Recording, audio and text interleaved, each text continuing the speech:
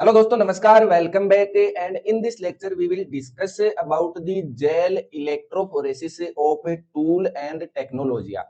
Tool and techniques के अंदर अपन लोग डिस्कस कर रहे थे कुछ टेक्निक्स एंड आज डिस्कस करेंगे अपन इलेक्ट्रोफोरेसिस। सबसे पहले बात करेंगे अपन इलेक्ट्रोफोरेसिस के प्रिंसिपल के बारे में एंड देन स्ट्रक्चर के बारे में। जो भी इलेक्ट्रोफोरेसिस मशीन की स्ट्रक्चरल कंपोनेंट्स होते हैं उनके बारे में एंड देन लास्ट में बात करेंगे अपन इसके प्रोसीजर के बारे में। इलेक्ट्रोफोरेसिस एक टेक्नोलॉजी है हमारे लाइफ साइंस के अंदर जिससे अपन सेपरेट कर सकते हैं डीएनए को एंड आरएनए को एंड प्रोटीन को। इनकी साइज के अकॉर्डिंग डीएनए का जो भी मिक्सर होगा उसके अंदर छोटे डीएनए फ्रेगमेंट से लेकर लार्ज डीएनए के जो फ्रेगमेंट्स होते हैं उनको अपन इस टेक्नोलॉजी से सेपरेट कर सकते हैं एंड आरएनए को भी इसी तरीके से उनके स्ट्रैंड्स की साइज के बेस पे सेपरेट कर सकते हैं। बात करें प्रोटीन की तो प्रोटीन को भी अपन इलेक्ट्रोफोरेसिस टेक्नोलॉजी से इसकी साइज के बेस पे सेपरेट कर सकते हैं। प्रीवियस लेक्चर में अपन लोगों ने बात की कि अपन सेंट्रीफ्यूज कर रहे थे और सेंट्रीफ्यूगेशन टेक्नोलॉजी से अपन ने इनकी डेंसिटी ग्रेडियंट के बेस पे न्यूक्लियस को सेपरेट कर रहे थे। इसको डीएनए रेस्ट्रिक्शन एंजाइम्स डालकर उनको जीन के अकॉर्डिंग फ्रेगमेंट्स में कट कर लेते हैं एंड देन उसके बाद में अपन जेल इलेक्ट्रोफोरेसिस से उन जीन फ्रेगमेंट्स यानी कि डीएनए के फ्रेगमेंट्स को उनकी साइज के अकॉर्डिंग सेपरेट कर लेंगे। सबसे पहले बात करते हैं अपन इसके प्रिंसिपल की। ये किस प्रिंसिपल के बेस पे वर्क करता है? मूवमेंट होता है इसमें चार्ज्ड पार्टिकल्स का एंड एक फ्लूइड जेल होता है उसके अंदर अपन इलेक्ट्रिसिटी फील्ड जनरेट करवाते हैं, कंडक्ट करवाते हैं एंड देन जो भी चार्ज्ड मॉलिक्यूल होते हैं वो मूव करते हैं। जैसे कोई पॉजिटिव मॉलिक्यूल होगा वो नेगेटिव इलेक्ट्रोड की तरफ मूव करेगा एंड कोई नेगेटिव मॉलिक्यूल होगा वो पॉजिटिव इलेक्ट्रोड की तरफ मूव करता है। एंड चार्ज की बात करें तो DNA and RNA negatively charge होते हैं एंड प्रोटीन है वो सेल के पीएच एनवायरनमेंट के हिसाब से नेगेटिव एंड पॉजिटिव चार्ज हो सकती है। तो आपको ये दो चीजें यहां से याद करनी है कि DNA and RNA negatively charge होते हैं एंड प्रोटीन है वो पॉजिटिव एंड नेगेटिव दोनों चार्ज हो सकती है। एंड इलेक्ट्रोफोरेसिस में जैसे ही अपन चार्ज के बेस पे उनको सेपरेट करते हैं तो जो स्मॉल मॉलिक्यूल्स होते हैं वो इजीली मूव कर जाते हैं यानी कि वो फास्ट मूव करते हैं इलेक्ट्रोड्स की तरफ, जो भी चार्ज इलेक्ट्रोड होती हैं उनकी तरफ। एंड जो लार्ज मॉलिक्यूल होते हैं वो स्लोअर ट्रेवल करते हैं यानी कि स्लो मूव करते हैं। रेट ऑफ माइग्रेशन की अपन लोग बात करें तो चार्ज टू मास रेशियो यानी कि मास जितना ज्यादा होगा वो उतना ही स्लो मूव करेगा एंड हाई चार्ज का मॉलिक्यूल होगा या फिर स्मॉल मॉलिक्यूल होगा वो ज्यादा फास्ट माइग्रेट करेंगे। एंड बात करें इसके स्ट्रक्चरल कंपोनेंट्स की यानी कि इलेक्ट्रोफोरेसिस मशीन के अंदर कौन कौन से कंपोनेंट से मिलकर बनी हुई होती है ये मशीन। पावर सप्लाई यानी कि इस मशीन को अपन डायरेक्ट डीसी करंट से प्लग करते हैं एंड इलेक्ट्रोफोरेसिस चेंबर इस तरीके का ट्रे के जैसा एक चेंबर होता है, उसके दोनों तरफ इलेक्ट्रोड्स लगी हुई होती हैं। एक नेगेटिव इलेक्ट्रोड होती है जिसको बोलते हैं अपन कैथोड एंड एक पॉजिटिव इलेक्ट्रोड लगी हुई होती है, दोनों ऑपोजिट साइड में होती है एंड पॉजिटिव वाली इलेक्ट्रोड को बोलते हैं अपन एनोड। एनोड से अपन रेड वायर कनेक्ट करते हैं एंड कैथोड से अपन ब्लैक वायर को कनेक्ट करते हैं। थर्ड है यहाँ पर सपोर्ट मीडियम यानी कि सपोर्ट मीडियम रहेगा इसमें gel and DNA and RNA के लिए हम यहाँ पर एगारोज जेल काम में लेते हैं। इस चेंबर के अंदर एगारोज जेल फिल कर देते हैं एंड उसके अंदर फिर वेल्स बनाते हैं। एंड प्रोटीन सेपरेशन की बात करें तो पॉली एक्रिलेमाइड जेल काम में लेते हैं क्योंकि प्रोटीन सेपरेशन के लिए अपन जेल इलेक्ट्रोफोरेसिस रन करवाएंगे तो उसको HDS page gel electrophoresis run करवाते हैं एंड उसके अंदर जो बेस होता है सपोर्ट मीडियम होता है जिसके अंदर सेपरेट होते हैं साइज के अकॉर्डिंग वो पॉली एक्रिलेमाइड का जेल होता है एंड फिर बात करते हैं बफर सॉल्यूशन की। बफर सॉल्यूशन जो होता है वो इलेक्ट्रिसिटी कंडक्शन के लिए यहाँ पर काम में लिया जाता है, उसके अंदर इलेक्ट्रिसिटी रन करवाते हैं। फिर होती है कास्टिक ट्रे एंड कोम्स। ये जो कोम्स हैं ये काम में लेते हैं, ये जो जेल डाला अपन ने एगारोज जेल, इसके अंदर इस तरीके के वेल्स बनाते हैं, होल बनाते हैं अकॉर्डिंग टू साइज, स्मॉल से लेकर लार्ज के ग्रेडियंट में इस तरीके से यहाँ पर वेल बनाए जाते हैं इन कोम्स से। ठीक है, अब बात करते हैं अपन इसके वर्किंग प्रोसीजर की, यानी कि अपन किस तरीके से हमारी लैब में जेल इलेक्ट्रोफोरेसिस रन करवाते हैं। सबसे पहले अपन जेल प्रिपेयर करेंगे, यहाँ पर एगारोज पाउडर लेंगे एंड देन इस पाउडर को डिजोल्व करवाएंगे बफर के अंदर, जिसको अपन ट्रे के अंदर डाल देते हैं एंड ट्रे के अंदर डालने के बाद में इस तरीके से ये फिल हो जाता है एंड इस एगारोज जेल के अंदर यहाँ पर कोम्ब से वेल बनाए जाते हैं। जैसे अपने को मान लीजिए कि कोई नेगेटिव पार्टिकल यानी कि डीएनए को सेपरेट करना है, तो एक साइड तो नेगेटिव इलेक्ट्रोड को कनेक्ट कर देंगे एंड एक साइड में पॉजिटिव इलेक्ट्रोड को कनेक्ट कर देंगे। तो नेगेटिव मॉलिक्यूल होगा वो पॉजिटिव चार्ज की तरफ मूव करेगा, तो सबसे पहले नेगेटिव की तरफ small wells sorry large wells बनाए जाते हैं एंड फिर देन उससे स्मॉल स्मॉल स्मॉल इस तरीके से नेगेटिव से पॉजिटिव की तरफ लार्ज से स्मॉल के यहाँ पर ग्रेडियंट में वेल्स बनाए जाते हैं एंड नेगेटिव साइड में यहाँ पर सैंपल ऐड किया जाता है।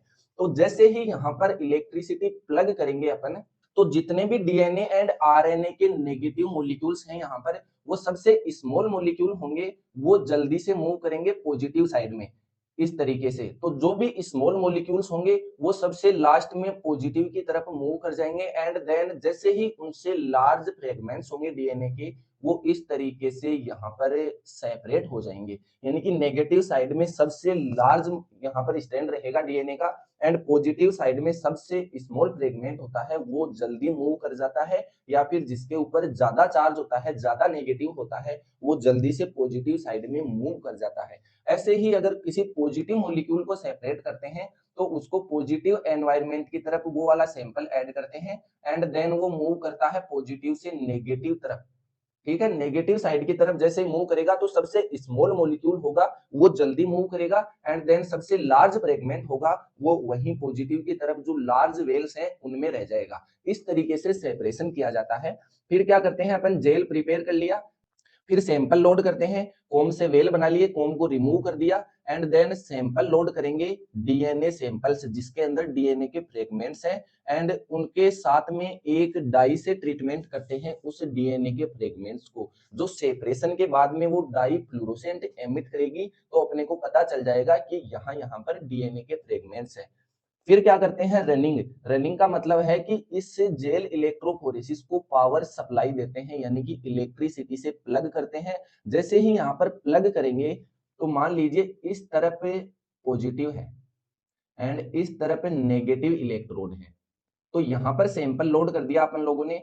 बफर सॉल्यूशन के अंदर नेगेटिव साइड में अपन लोगों ने सैंपल लोड कर दिया, तो जैसे ही अपन प्लग करेंगे, सप्लाई करेंगे इलेक्ट्रिसिटी, देन यहाँ पर नेगेटिव मॉलिक्यूल्स डीएनए के फ्रेगमेंट्स इस तरफ रन करेंगे एंड इस एगारोज जेल जो सपोर्ट मीडियम है उनमें जो वेल्स बनाए हैं अपन ने, उन वेल्स के अंदर सेपरेट हो जाएगा अकॉर्डिंग टू देयर साइज। फिर है विजुअलाइजेशन। विजुअलाइजेशन कैसे होगा, हम लोगों ने बात की कि इन डीएनए फ्रेगमेंट्स को अपन किसी फ्लोरोसेंट डाई से ट्रीट करते हैं, तो उस डाई की वजह से ये फ्लोरोसेंट एमिट करेंगे एंड देन हमारे को ये पता लग जाएगा कि यहाँ पर डीएनए के फ्रेगमेंट्स है इस एगारोज जेल के बेस में।